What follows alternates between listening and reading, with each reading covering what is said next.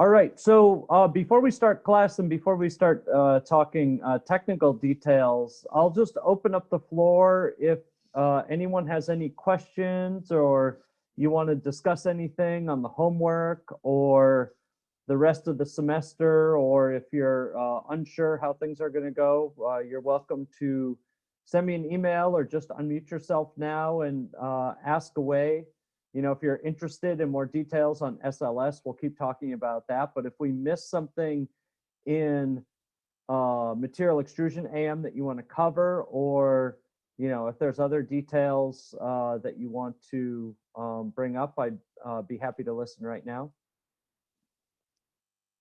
I just have a question about the homework.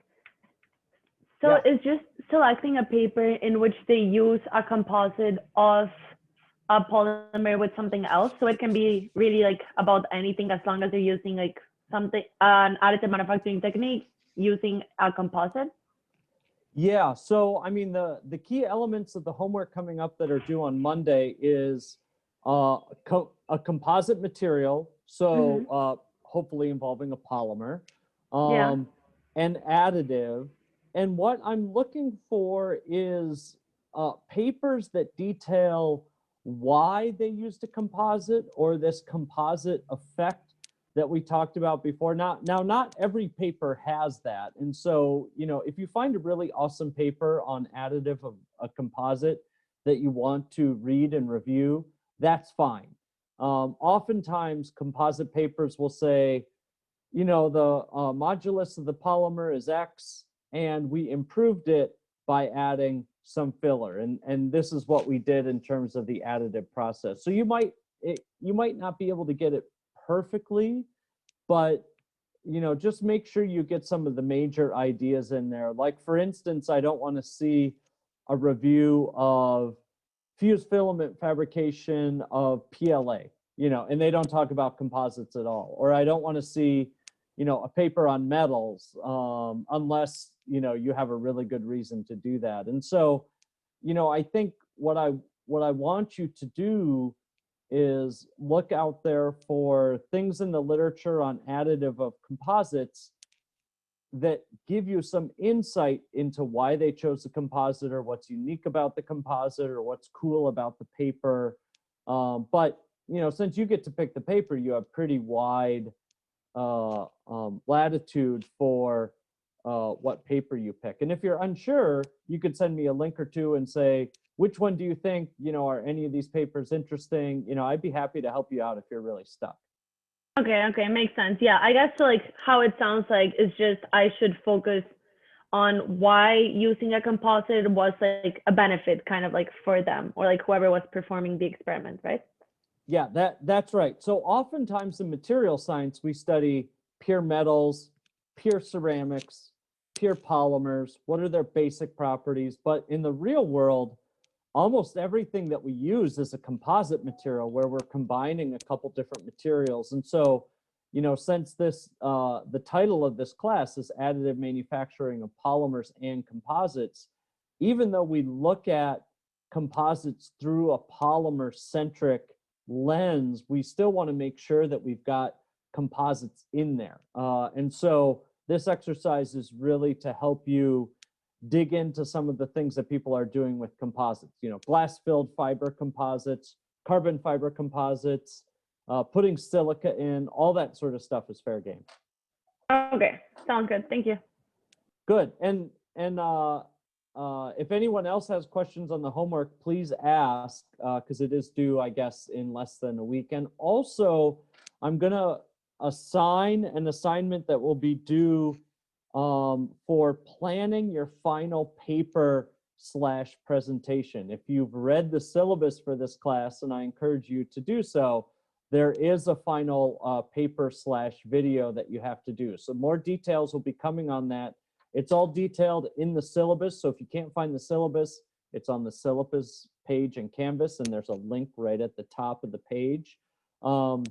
But we haven't talked too much about the project yet, but I'm going to give you a couple of assignments as checkpoints to make sure that you're planning for the final project, and it will be a lot less painful to work on it throughout the semester than to try and get it all done in the last week. So there's plenty of time to think about the final paper. There's plenty of time to work on it. It's not going to be long, but I want it to include some of the elements of this class. And so now that we're a few lectures in, or, I guess going on 5 weeks, you should have an idea of hopefully what your interests are in additive and what this class is all about and what you might learn.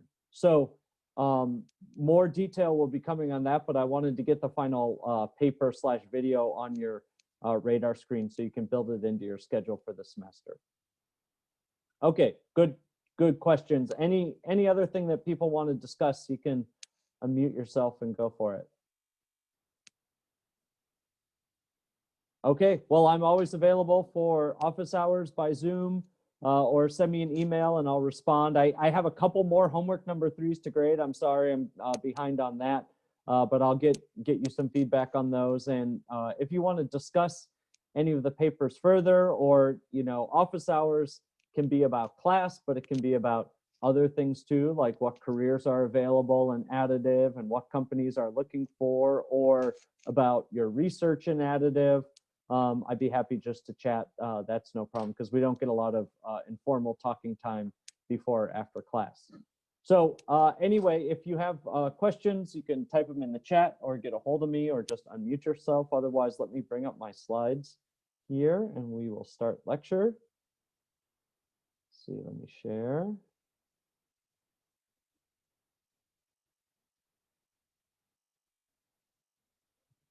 I can share.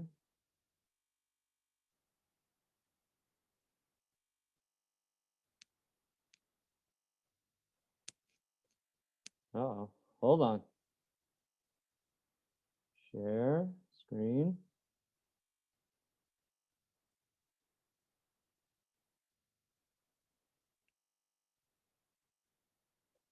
Oh, it's not really wanting to share here. Oh, there we go. One sec.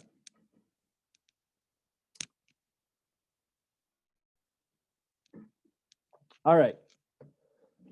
So we're talking about SLS, or selective laser sintering, but remember in ASTM nomenclature, this is called powder bed fusion of polymers. And so I'll generally call it SLS because that's what a lot of people call it.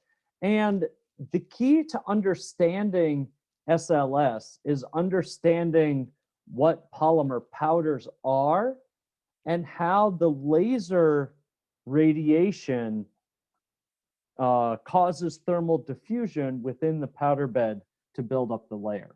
So a lot of you are familiar with material extrusion AM just from what you've seen, but there are less of you that are familiar with powder bed fusion type of processes. So we're going to talk a little bit more about the ins and outs of powder bed fusion, just to make sure that we're all on the same page with what's happening. And so I have a couple more videos that I want to show that are instructive about the process, and then we'll talk about that as we go through lecture. So let me bring the videos up, and the links are in the slides if you need them.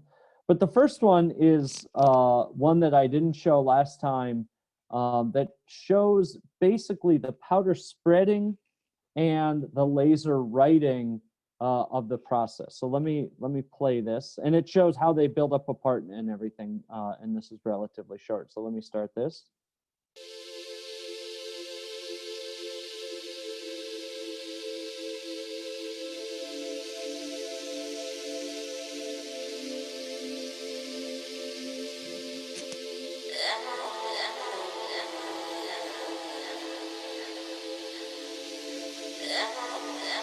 So what they're doing, I apologize for the YouTube-esque music, but what they're doing is they're making a full build in this powder bed, which means you'll see parts placed 3-dimensionally within the powder bed, which is something different that we didn't talk about in terms of material extrusion, because in material extrusion, you can have multiple parts next to one another, like we've seen, but you really can't have parts stacked on top of one another like you can in a powder bed, because you have layers of powder that separate the parts as you build it up. So this is a sped up video, but you'll get the gist of how this full build volume is put together for a powder bed process.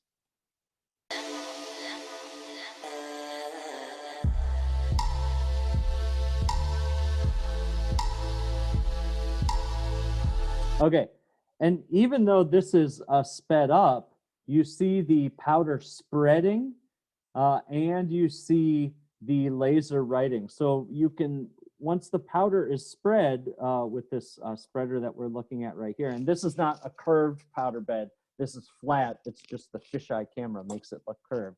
But anyway, the deep indentation is sintered powder that you can see really well. But when the powder bed or when the powder spreader puts a new layer of powder on, you can see very lightly the sintered powder through the 100 microns of fresh powder. And so what's going to happen is when a new layer is written on, you get a shrinkage effect because, of course, you're sintering powder together and getting rid of volume. And that's what causes the layers to adhere to one another. And so this sort of gives you the idea of spreading powder, writing a layer of the object in, spreading more powder, etc.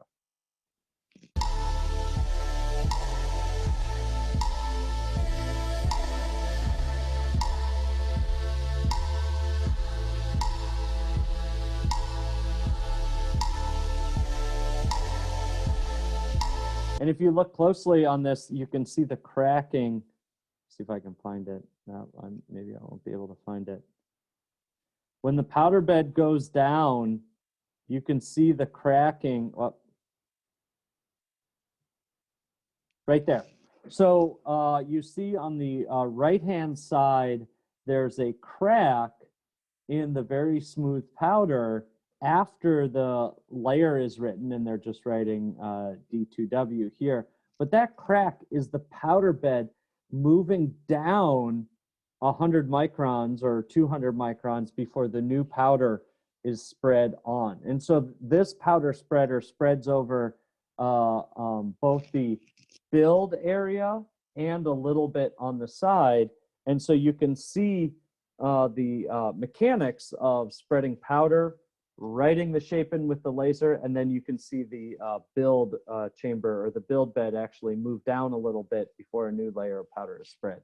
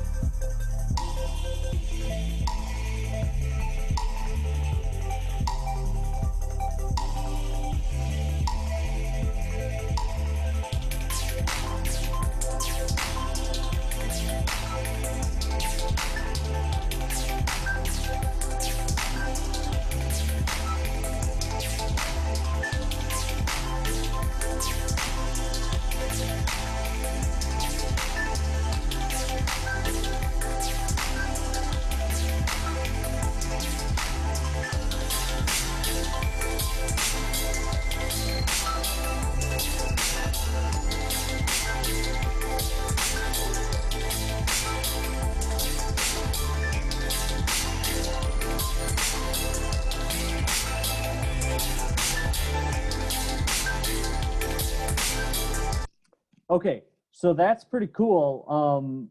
Especially they built all the parts in this little cage.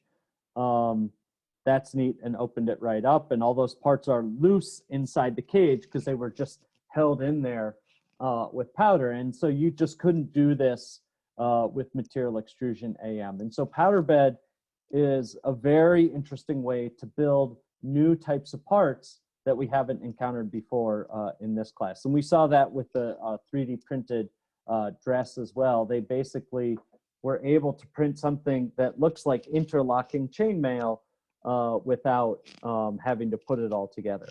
So that's cool. I'm gonna play one other video as well, if I can find it here. And this is a little bit long, but this shows the whole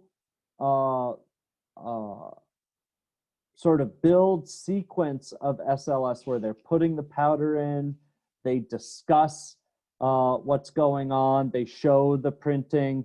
The one thing I'll caution you is that this is a graduate student at UT Austin doing this 9 years ago, and he's putting in powder and spreading powder without a respirator on, and don't do that when you handle polymer powder. But this, other than the safety issue, this is instructive. So we're gonna look at this video as well to give us a better sense of what this SLS process is all about. So here goes. This video describes laser sintering. Oh, sorry. This video describes laser sintering, an additive manufacturing or 3D printing technique invented at the University of Texas, Austin to build solid objects. Listen as David Burrell, director of the Laboratory for Freeform Fabrication there, walks through the process step by step. In this case, we're working with white nylon powder or polyamide. The powder is being loaded into 2 chambers that will feed the powder to a build platform, which is the light gray rectangular area to the left of where the powder is being fed. The powder is being spread now simply to help the roller mechanism, which will be moving across to produce a very flat layer of powder on which will be the basis for the part to be built. Here's the laser. The roller mechanism is moving across. The excess powder falls into a bin, and we reuse the powder. So the machine's now ready to start the build. We're going to use a laser to scan that powder surface, but we need parts first. So we have a computer image which has 3-dimensional parts. What we do is we slice the part into very thin slices that are about 0.004 of an inch or 100 microns thick. And then each layer, for each of these layers which are shown here sequentially, we have the part defined, which are the blue areas. This is where a laser is actually going to scan the powder bed for that layer to melt the powder together. And then where there's nothing, the laser does not scan and the powder simply remains loose powder. At this point, it's time to start building. The roller prepares the platform in the chamber, which is heated. Burrell continues. The laser scans the surface. We see a T-shaped area here in the center, which is where the laser has scanned now. The powder melts together and also into the previous layer, and you see the depression. Then the roller mechanism moves across again to provide more powder. The process is repeated. The laser scans. This is repeated thousands of times typically to produce a part. The area that's being scanned, of course, varies from layer to layer. At the end of this, the parts are removed from the fabricator.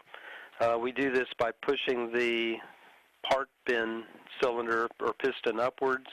And so now in this volume, we have a lot of white powder that remains loose, but also the areas that were scanned by the laser produce the parts in exactly the same configuration that they were produced on or represented on the computer screen. The parts then are moved to a breakout table where we remove the powder, which is loose and recyclable. These parts are a variety of test parts. We have a couple of test cylinders that are being removed at this point with some test samples, but also a large bit of elbow piping, which is used for our Society of Automotive Engineers here on campus at the University of Texas. The last step is to clean the parts. So this is done with brushes and with metal implements, not dissimilar to dental hardware. And the main advantage of this is seeing that by producing parts by a computer image and then following with this printing process, the geometrical complexity is limited only by the imagination of the computer software engineer or the person who creates the parts. Okay, so aside from the EHS issue that we talked about before, let me stop this. Okay. Aside from the EHS issue that we talked about before, hopefully now you are up to speed on what SLS is, what some of the mechanics of the process are, and now we can get more into the nitty-gritty of what's happening to the polymer powder, how does this SLS process work, and of course what the characteristics are of the polymer feedstock, and how does that work in the SLS process.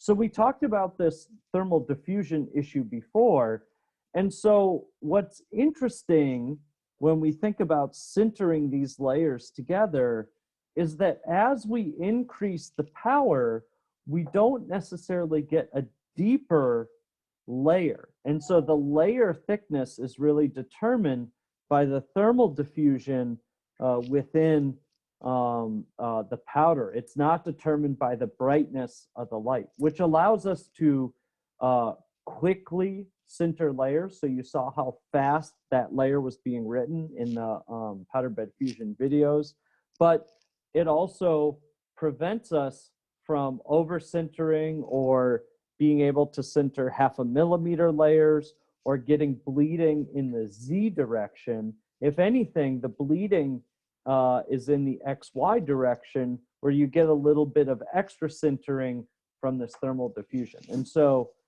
it's important to remember that the thermal diffusion tends to happen in the XY plane of the part or on the surface of the powder bed, and you don't get very deep penetration sintering in the Z direction. So that's interesting.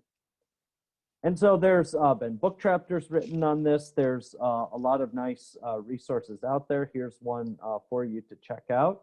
And so this talks about the physics of what happens as you scan this laser beam across your polymer part. So you saw how quickly that happened in the video, but remember, this is really a zero shear, or it's a material static process. So even though you get a little bit of sintering or you get some fusion of these polymer droplets, this is a lot different than even material extrusion AM, or certainly injection molding or another type of polymer process where you have high shear, you have mixing, you have polymer chains deforming.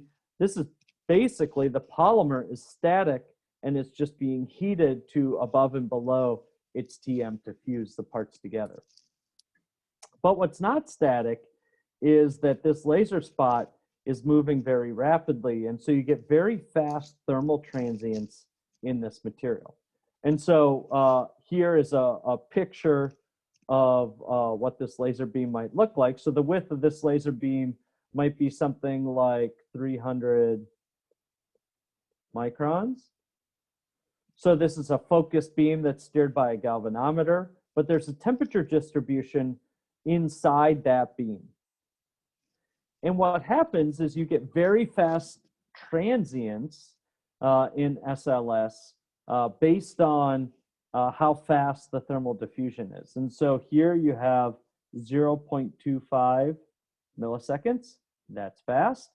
And after 10 milliseconds, you can see how low the temperature is. So within 10 milliseconds, or even within 1 millisecond, you go from something that's above TM to something that's relatively cool. And of course, this temperature can be controlled by the laser power. And also, we'll see in the next few slides that the bed temperature can set what the minimum temperature level here is. So the ambient temperature in this case, or the background temperature,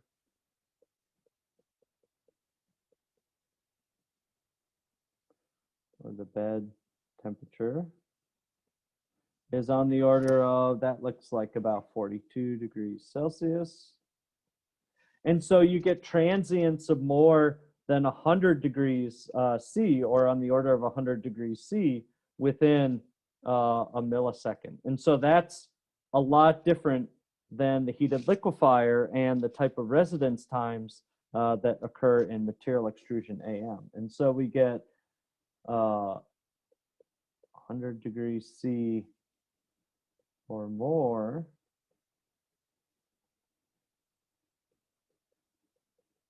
temperature transient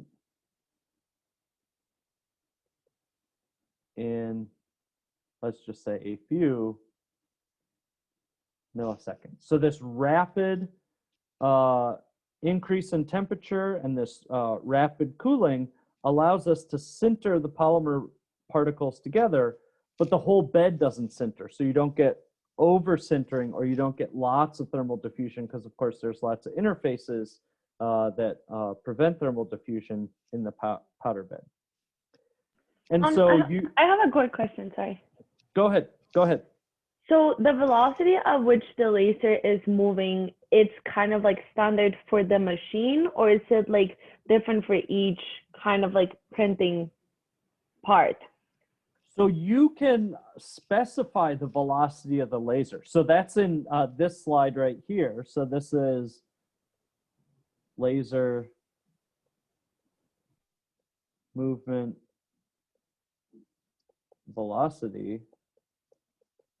And it can be on the order of, let's say, 100 centimeters to 2 meters per second. So it can be very fast, but you dial that in based on the sintering conditions that you want. And so what you have is you have, this plus the laser power determines how much sintering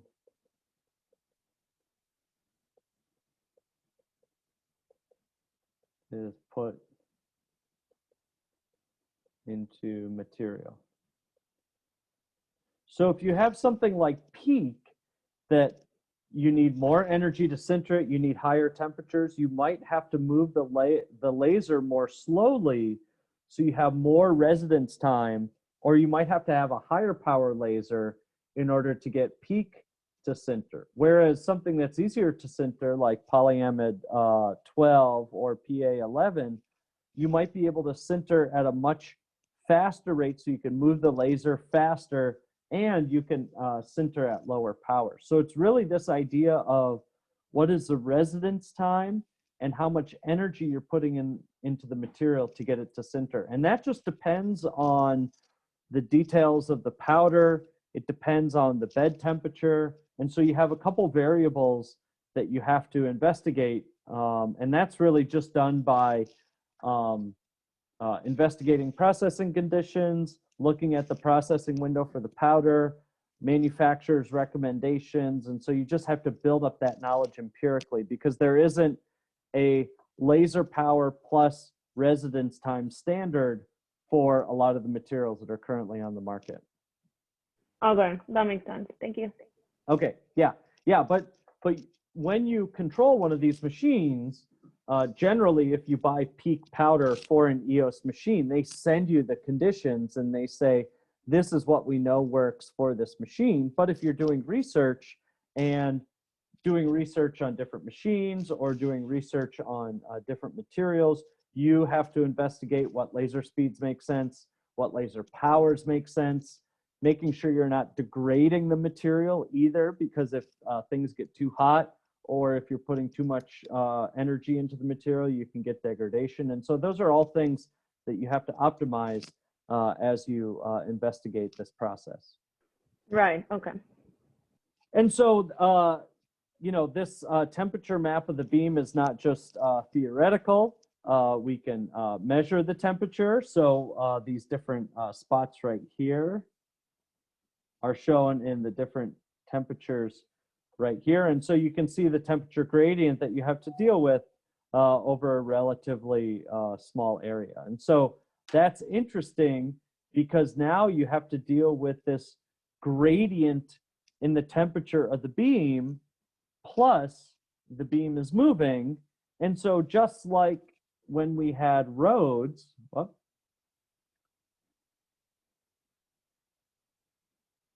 we're also going to have a path for this laser, and this is not a great drawing, but I'll clean it up here in a second. But just like we talked about road compression in the XY, what is our laser path going to be in terms of distance between laser paths, dwell time, as we discussed before, and laser power. So when we're planning our build, you know, we're not compressing roads or anything like that again, but it's the same idea that how close on each successive pass are you going to write the laser? How does that relate to the size of the powder? Because of course, if it's a powder bed, there's a bunch of powder in here as well. What's the layer thickness? What does the powder look like? All of those things are going to be important as you set up one of these builds. And like I said, there is no really good rules of thumb other than the manufacturer's recommendations based on the machine you have and the raw material you have. But these are some of the things that you can think about as you start to investigate these types of parts.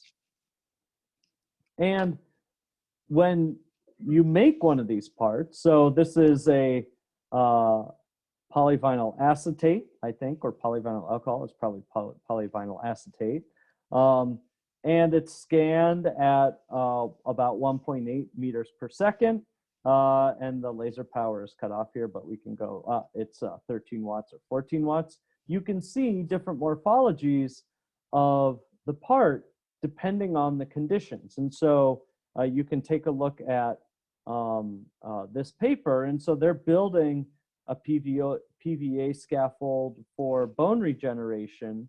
And depending on the details of what the powder looks like and what the sintering conditions are, you get different final morphologies in your part depending on all of these variables. And so these don't look like the nice organized roads that we have in material extrusion AM.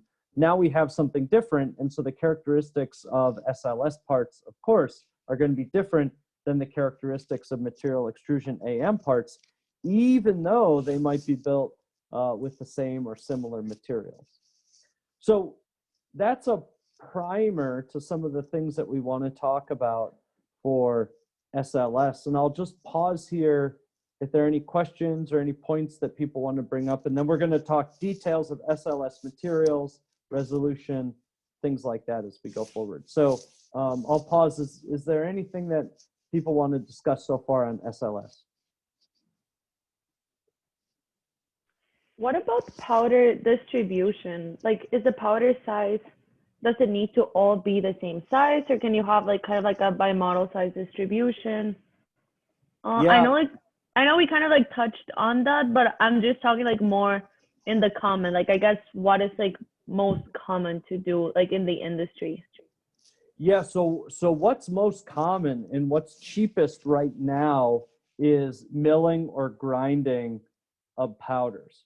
So we generally have poorly behaved powders depending on what the polymer is. And they discuss that in this paper. They say that cost-effective powder production is milling or cryogenic grinding, which gives you a large size distribution, but also gives you very rough powders. And it's a real question right now whether you want uniform sizes or you want poly disperse size distribution, or same thing here, something else. And so the question is, what powders are possible depending on polymer. What prints best?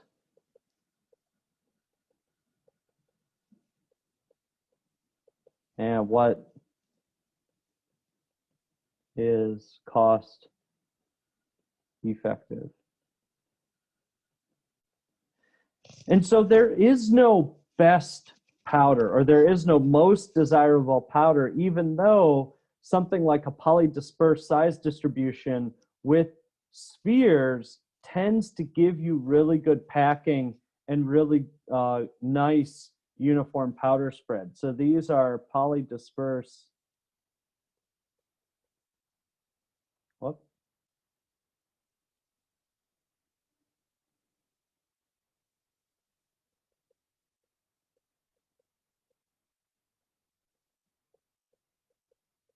Polydispersed spheres, you get really nice spreading. That's a uniform field. If you have some of these ground powders here or here, you get streaking, you get other powder spreading defects. That's not so great. But these melt blending polydispersed size distribution or making uniform size spheres is difficult and expensive. And so the industry is grappling with this right now in terms of what is the best. And it honestly depends on what's the resolution of the part, what feature sizes do you want, what machine do you have. You know, it's still, powders are still in the black art of trying to figure out what works the best. But these are all the factors that go into selection of the right material and the right powder and the right machine to get some sort of product that you can sell. Okay, sounds good. Thank you. All right. And along with that, something like a structural application in PEEK, where we're going to load these screws and there's going to be mechanical stress on them constantly, versus for a cranial implant, there's some stress on this, but it's much, much lower than what's needed for this biomedical implant application. In cranial implants, it might be surface properties, purity, you know, getting the right fit. It might be okay if there's defects in there because there's not going to be a lot of stress on this part, where we need much higher tolerances, much lower defects in structural applications. And so depending on the application, there will also be a different tolerance for defects.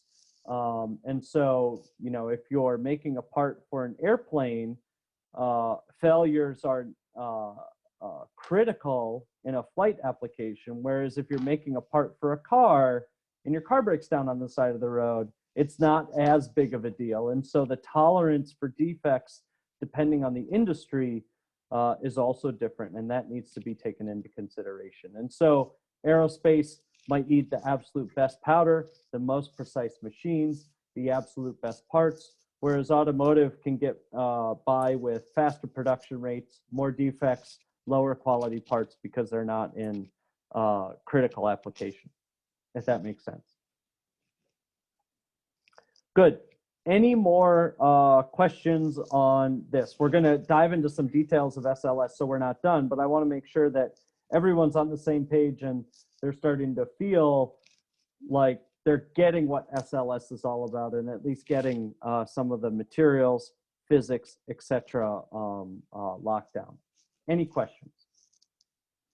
I had a question. Go ahead. So when it comes to like the surface finish of the SLS parts, is it mainly just due to the powder size? Like when it comes to FDM, we talk about like the layers, you can see those on the surface of the parts. Do you get the same thing in SLS, or is it really just due to the powder size? Yeah, so that's a great question. And the surface finish, I'm just trying to find a good picture here.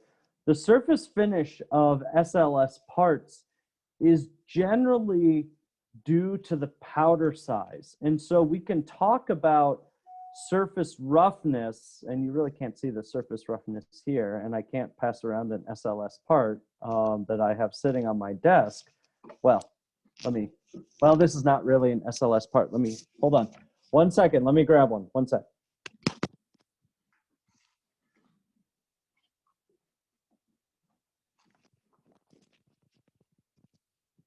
Okay, I'm going to turn on my camera if I can. There we go. Okay, so this is an SLS part, and this is PA11. And so the surface finish of this, I guess you can't really see it, but if I scratch my finger on it, it's a little rough.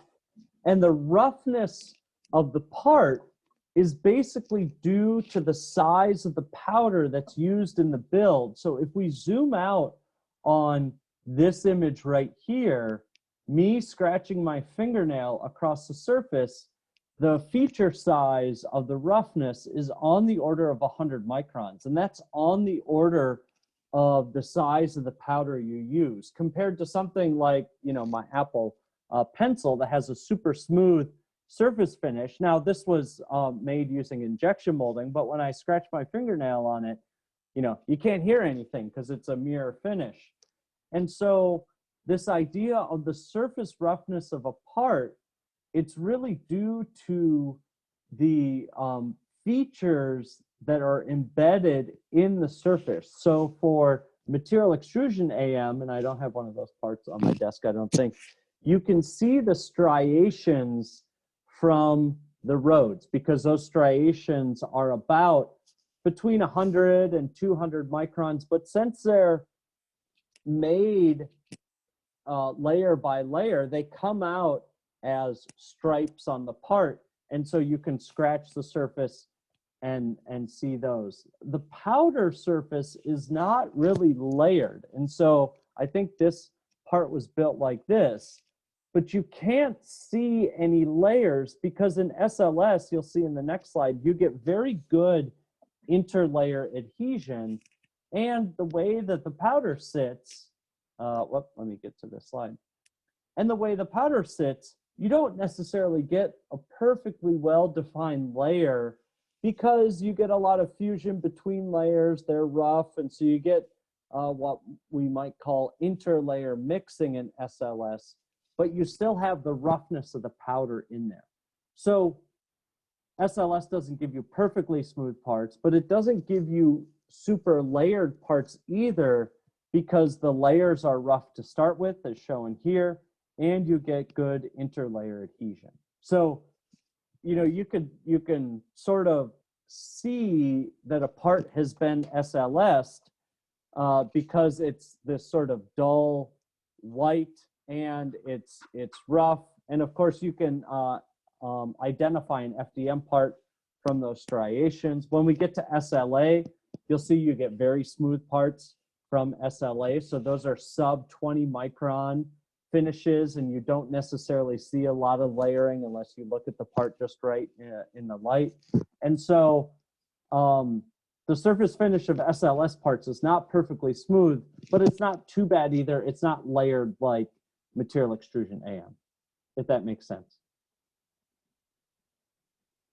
Yeah, I get it. Okay, yeah. I mean, if we ever have face-to-face here, I'll pass around some parts, or if you're interested in seeing some 3D printed parts, just let me know and we can arrange that. But as you get more and more familiar with additive manufacturing and how these parts are built, you can start to develop some expertise on what parts were done a certain way or what the expectations are for using these different processes and what the part looks like. Now, this is all without post-processing. So in some cases, if you're going to build a high-resolution part like this screw, these might be post-machined or they might be smoothed in some way. We'll talk about post-processing a lot in SLA because that's how you get the final properties. But remember that there's always the option in 3D printing for post-processing, post-print smoothing, you know, annealing. There's all of these things, and we'll talk about a few of them, but there's all these secondary processes that basically take a raw part and then make it into a saleable part that people are interested in. And we'll talk about some of those, but depending on the details of what you're interested in, that might be something that you want to investigate in your homework. All right, any other questions? Okay, well, let's go to lecture or notes at 6.1, and that should be in Box as well. Hopefully everyone's able to pull down the slides from Box and save them and see my annotations or make some of your own annotations. So if you're having problems with the technology, just give me a shout. We'll make sure you're up to speed. But we're going to talk more about sintering in this lecture, and we probably have another lecture or two to go in SLS, and we're going to talk about some other processes that involve sintering as well. But this idea of the sintering window, this paper is really interesting. This idea of the sintering window where you need to be above TM in order to get this thing to melt. Whoops. Melt and fuse. And then come back down, back into the window where you have these parts that can be held together because you're above TG. You really need to keep the material in this window, and then the laser bumps the temperature up above TM and then comes right back down and holds the part. And so we'd really like to have a narrow melting region. We'd like to have a wide sintering window for our material. And this high melt enthalpy is not really necessary, but this allows flexibility in laser power. So the high melting enthalpy means we need to dump a lot of heat into it in order to get it to melt, or in order to get it into the liquid state. And so this prevents too much thermal diffusion within the bed, because of course if you have a low melting enthalpy, you just need a little temperature and you have a lot of melting, and that's not good for part resolution. And so this, of course, you know that this is from DSC thermogram.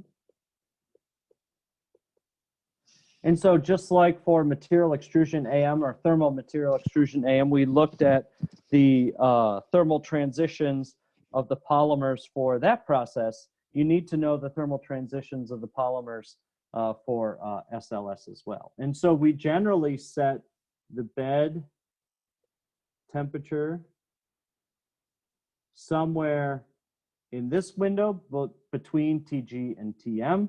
And of course you have, hold on.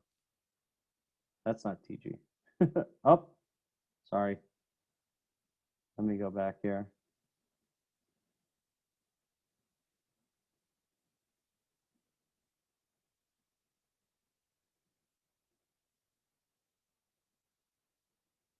Oh, bear with me.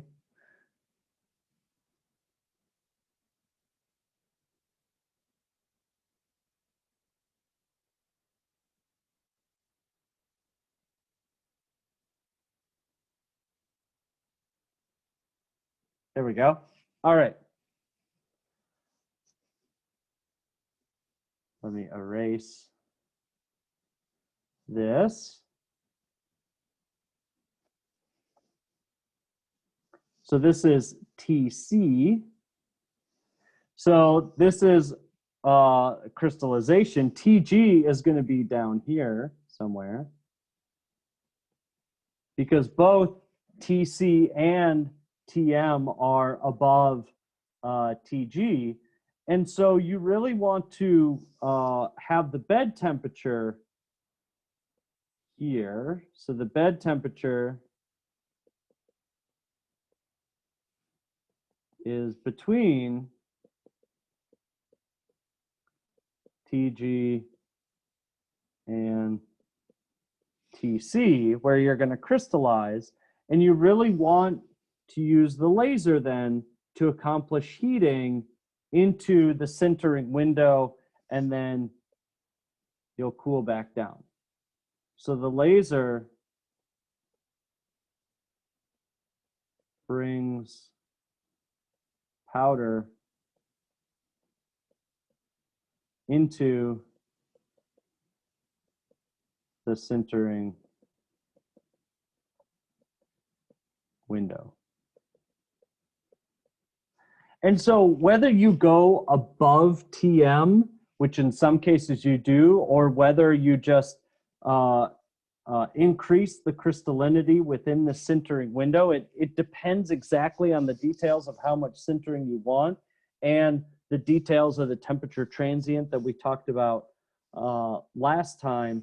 But optimizing both the bed or background temperature and the nominal temperature of the laser spot is what accomplishes this rapid sintering or this rapid melting and recrystallization of the material, so you can get very fast scanning without a lot of sagging or without having this too large of a melt pool, etc. So anyway, this is a nice paper that discusses this, and we'll continue to talk about this for different types of polymers, and we'll look at different conditions for different polymers and different machines to sort of piece together how this sintering process is done for different materials. Oh, and one interesting thing that I was thinking about when I was watching that video from UT Austin, and if you notice in a lot of these SLS videos, there's lots of unsintered powder. And so that's important because polymer powder is expensive and you really want to reuse it. And so there's a nice paper here showing how you take powder that's recycled from SLS and you use it in material extrusion AM. And so that's a little bit of a downcycling, but there's been lots of papers recently on how to reuse powder and how old powder is mixed with new powder and how you handle powder. And so that's something to investigate if you're interested in that. Okay, so we're going to talk about some details of the SLS process and what sort of things can be done.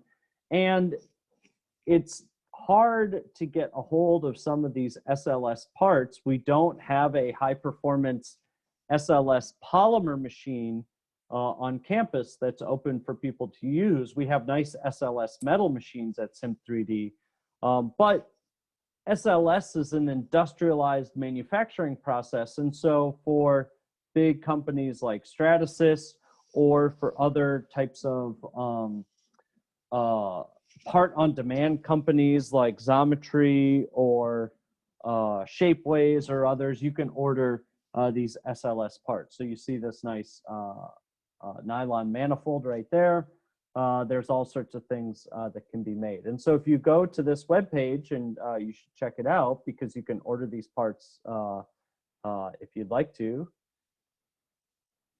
One interesting material that's coming up recently is thermoplastic elastomer. So TPE is a type of elastomeric material, and they're making these TPE or thermoplastic elastomer powders. And they specify that these are polyurethanes for sure 40A and 70A, so there's flexibility. So you can do flex SLS. Of course, you can do nylon. So this is PA11, also known as. And they call it EX just because it's, you know, has good properties. What's cool is they also make fire resistant. So anytime you see FR in general, that's fire resistant. And that's going to be really important for automotive and aerospace because all materials and cars and airplanes has to have some sort of fire resistant rating. And so that's just done with additives. And so there's other types of materials that you can specify, but it's not many. So you see flex thermoplastic elastomer, which is polyurethane, PA11, different flavors. You know, there'll be a PBAX in there. There'll be a PEEK, and that's about it. So there are not as many materials to choose from in SLS as compared to material extrusion AM. And so that's something that's been difficult in the development of SLS. But like I said, it's an industrialized manufacturing process. And so you have these SLS factories. And so it'd be really cool to have a printing factory with 20 of these machines running, and they're making hundreds of parts per build. So this is interesting. So there's a nice guide to SLS 3D printing at 3D printing hubs. And so this part is probably PA11 or PA12. I'm not sure which. But you notice that this part is white as well, just like the part I held up. This is not always the case. If you have, or if you buy some powder, sometimes it's gray. And that's basically white polymer powder that's been modified by carbon black to get energy absorption or thermal diffusion of that laser. And we'll talk about that in a little bit. But generally, these SLS parts are white or gray or brown. If they're brown, they're peak. And so that's just an interesting aside. And so here at the 3D Hubs webpage, they show sort of how this all fits together, and they have powder bed fusion of polymers, which is generally called SLS. And then you have these different powder bed processes for metals. And so you have electron beam melting, you have selective layer melting and other processes. And so they sort of put this together a little bit differently than ASTM does. But this gives you the whole range of possible processes and how to think about, whether we're going to do material extrusion, vat polymerization, which we're going to cover, and we're going to talk about material jetting, or DOD, as drop on demand. And we're going to talk a little bit about binder jetting. I know people in this class are interested in it, and that has to do with the polymer as well. And so we'll cover a lot of these things. And so this is how 3D Hub sort of describes the range of possible processes. So in terms of SLS, basically the layer height in almost all processes, and there's only a couple different printers for SLS, is about 100 to 120 microns. It might be 150. But this is really dictated by a few diameters of polymer powder particles.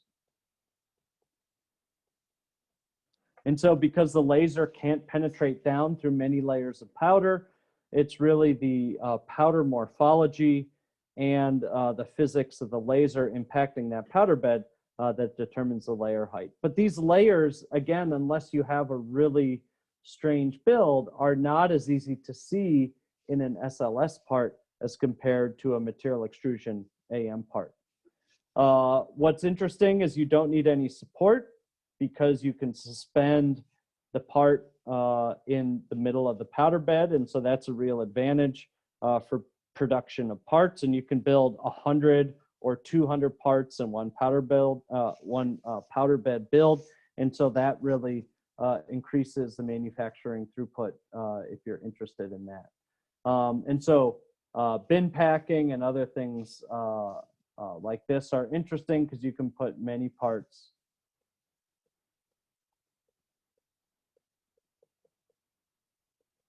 in one build, which isn't necessarily easy to do with material extrusion AM.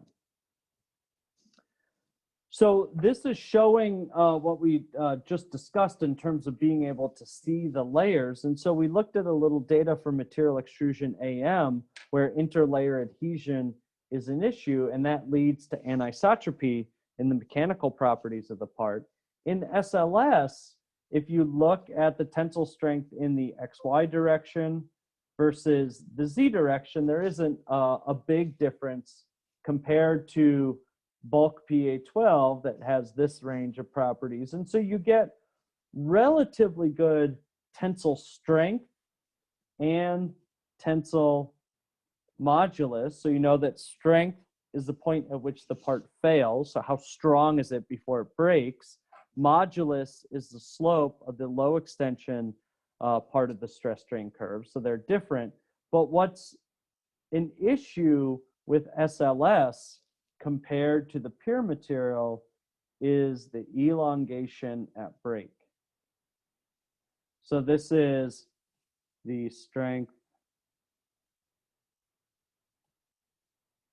at failure. This is the slope at low extension. But the elongation is how far can you pull it before you get failure.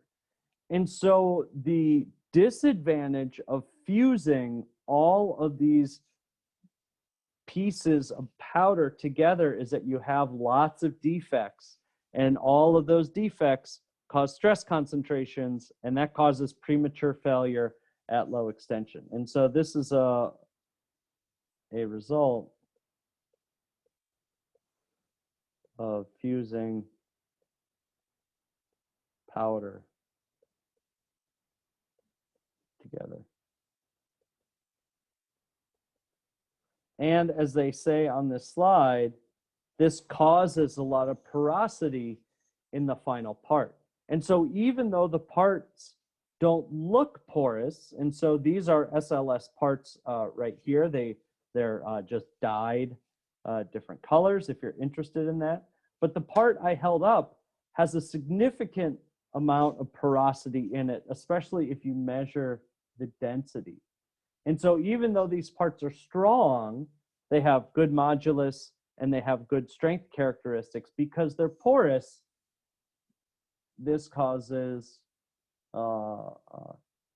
failure at low strains. And that's a really big issue because if you have a nice nylon part, in general, it's pretty tough. And so, of course, the integration of the stress strain curve gives you good toughness because of the high extension, where you're going to have significantly lower toughness in the SLS part, meaning it's going to crack. So these parts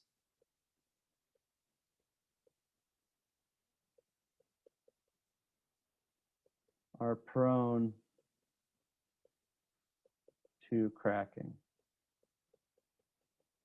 So anytime you see a low extension to break on the order of single digits or low double digits, those are always going to be brittle-like materials. They're not necessarily as brittle as glass, where the strain to failure is like 0.2%, but a polymer that has a strain to failure of 4% is still a pretty brittle polymer, which means it's going to crack as you deform it, whereas this nylon with an extension of 100% or 200% before it breaks is not very brittle at all and won't be prone to cracking. So this is a disadvantage of SLS compared to an injection molded part or something else. Any questions so far on this? So if they're very prone to cracking, like why even use this? Like in the big picture, why even use like this method if it's very like porous and it can have like failure at low strains and it's prone to cracking and all that? Yeah, so that's a very good question. And so near the end of class, we will talk about why you want to do additive manufacturing in the first place. So why even go into additive? You know, why not just do injection molding, or why not do machining? Or, you know, why even do SLS compared to material extrusion AM or compared to SLA? And so that is exactly the question that you should ask yourself before you start to take on an additive project. And so as a preview for what we're going to talk about later on in class, you want to do additive manufacturing to make something that you can't make by injection molding. So if you want to make this part right here, you know, you can't injection mold that because of all the different angles and because of the fine features. And so some parts are impossible to make using other techniques, or you have to make the part in multiple sections and glue it all together, and you might not want to do that. And so if you look very carefully at some of the plastic objects that you have in your house, a lot of them have a seam around them, and that seam is where they glued together two injection molded parts because they couldn't make the plastic part as one component in injection molding. And so, okay. and so also, you know, you might say, well, you know, SLS doesn't give me great properties. I want to FDM this part, but you really can't FDM something that looks like this because of the complex shape. Maybe you want a certain surface finish. Maybe you want a certain type of material, like in SLA. There are certain materials that you can't FDM or can't SLS, and so you have to do that a different way, maybe through drop on demand or SLA. And so, you know, why would you even want to do this is an excellent question. And that really depends on the business case, the details of the part, what your goals are, if it's research versus production. You know, if you're going to make toothbrushes, you probably don't want to 3D print a million toothbrushes. You're just going to injection mold it. But if you want to make a $400 pair of custom shoes that are fitted exactly to a runner's feet, there's a way to use 3D printing to get that very customized product that still is interesting and you know, affordable for people that need high performance shoes. And so we'll talk about some of those use cases and some of these different case studies that lead us to picking one manufacturing technique over another, or why you might want an additive versus just going to other production scales. And that's covered in other AMD classes as well. But that's always a good question to ask yourself, you know, why am I doing this? What's the point and what I'm going to get out of it? And in some cases, I would say that, you know, you have to do the part in SLS because there's no better way to do it. Okay. Yeah. I mean, I guess like in the introduction to additive manufacturing class, like they do cover why use like AM over a traditional manufacturing, like overall. But I guess what you just said specifically about SLS, like makes a lot of sense. Thank you. Yeah. Yeah. And of course, you know, if you want something that looks like this and you want 100 of them built quickly, you just can't FDM that. And, you know, the properties of SLA are not as good. And so SLS has really seen production scale manufacturing for additive parts because the properties can be good enough depending on what the application is. And, you know, there are factories that look like this. And so there's, you know, hundreds of thousands of SLS parts that are built every day. And this is really production grade additive manufacturing that people are doing with SLS, even though the properties aren't perfect. Mm-hmm. Thank you. Good. And so just some other things that we have to watch out for. We can get shrinkage and warping because, of course, we're using semicrystalline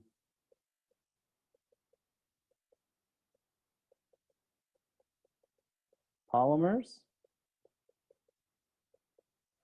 And so that's a very interesting facet of this. And you saw that a little bit in the videos where the laser wrote in the pattern, you see that polymer shrink down a little bit. So that's the shrinking or the shrinkage they're talking about. And if you get some thermal gradients in that part, you're going to get a lot of warping. So that's something that you need to take into account. And then over-sintering can happen, especially if you're doing features that are very close to one another and you get a lot of thermal diffusion in that powder bed. And so there's some more guidelines that you can check out if you go to this webpage, and it gives you some very practical advice for how to deal with these issues. But these are things that sort of come up as you're making SLS parts, and you have to find ways to combat them. And then the biggest issue with SLS is really powder removal. So there's EHS issues and sustainability.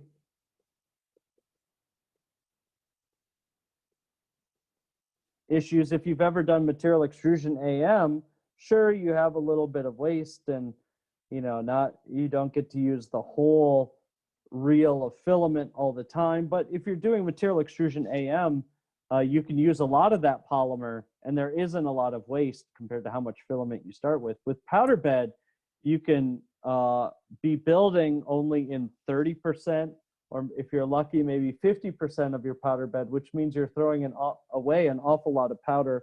And so you need to think about that. And then, of course, you need to get rid of all the powder from your part. So just like we saw in the videos, you have to go on the treasure hunt, which looks like an archaeology expedition. That needs to be done for all these parts as well. And we'll talk about this in SLS because post-processing is important there. And so this sort of what happens after you print the part can be an important facet of the properties and the sustainability of your additive manufacturing process. So one of the things that can happen, this is another article on powder recycling, and here's the link right here, which is interesting, is as you change powders or as you use powders, their powder size and their number distribution can change. And so you see some sort of average size in this column right here, and that doesn't look too bad. So we have a mean particle size on the order of 60 microns here. It's maybe 45 microns right here. Distribution doesn't look too bad. But if you look at the number distribution, it's a lot different between the two, where you have many smaller particles in this sample compared to powder number one. And so by looking at the powders in different ways, not only mean size, but also the dispersity in sizes, this will influence powder spreading.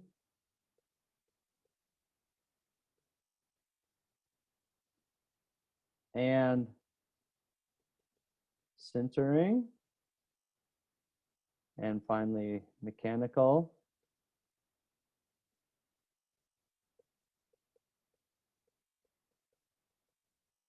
Properties. So there's not one right answer. All of this needs to be put together in order to form a holistic view of raw material, process, and then part performance. And so there's also composite powders. So in this article right here, they're using this silicon carbide polyvinyl butyrate mixed powder. So this is a polymer powder plus silicon carbide filler. So you can do composite powders in SLS, and here are some micrographs right here. So these are way zoomed in, at least on the right-hand side, and on the left-hand side, you can see the powder morphology. But this gives you an idea of all the different variations that are out there and what different types of powders might look like. So we'll talk more about details of powder materials, about how they're thermally processed, and about this idea of the sintering window. And we'll keep building up our picture of SLS and how different materials are working in SLS. So hopefully, after a couple lectures, you have a general idea of how this is going, and we'll dive in a little bit deeper as we learn more about this process and compare it to material extrusion AM, and then the other polymer processes that we have yet to discuss. Any final questions? Okay, well, I'll continue to finish up homework number 3, and then if you have any questions as you're working on homework number 4, don't hesitate to ask, and I will see you on Zoom on Thursday. Thank you very much. Thank you.